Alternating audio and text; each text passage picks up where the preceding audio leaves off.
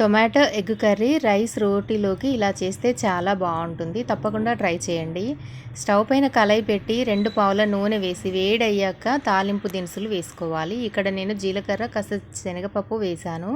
అలాగే సన్నగా తరిగి పెట్టుకున్న వెల్లుల్లి వేసుకోవాలి. కొంచెం ఉల్లి తరుగు కూడా వేసుకోవాలి. వేసి బాగా ఫ్రై చేసుకోవాలి. కొంచెం పచ్చి వాసన పోయి వెల్లుల్లి మంచి ఫ్లేవర్ వచ్చేంత వరకు ఫ్రై చేసుకోవాలి.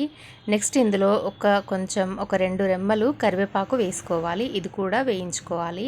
కొద్దిగా వేగిన తర్వాత ఇందులో పసుపు 1/2 టీ స్పూన్ వేసి ఒకసారి కలుపుకోవాలి. నెక్స్ట్ ఇందులో ఒక 4-5 టమాటాలు ఇలా కట్ చేసుకొని వేసుకోవాలి. ఇప్పుడు కూరకి తగినంత ఉప్పు ఇప్పుడే వేసుకోవాలి. ఉప్పు వేస్తేనే టమాటాలు మంచిగా మగ్గుతాయి. హై ఫ్లేమ్లోనే ఉడికించుకోవాలి. అప్పుడే టమాటా మంచిగా మగ్గిపోతుంది.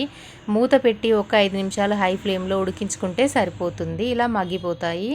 నెక్స్ట్ ఒకసారి కలుపుకోవాలి. ఇలా కలుపుకున్న తర్వాత ఇందులో కూరకి తగినంత కారం, అంటే 2 స్పూన్ల కారం వేస్తున్నాను.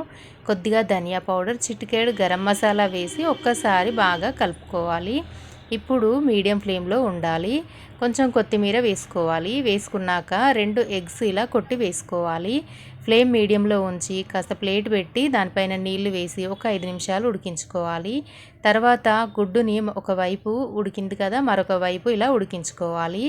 అంతేనండి, 5 నిమిషాల్లో వదిలేస్తే ఎగ్ రెడీ. నేను బాయిల్డ్ ఎగ్స్ కూడా వేసా.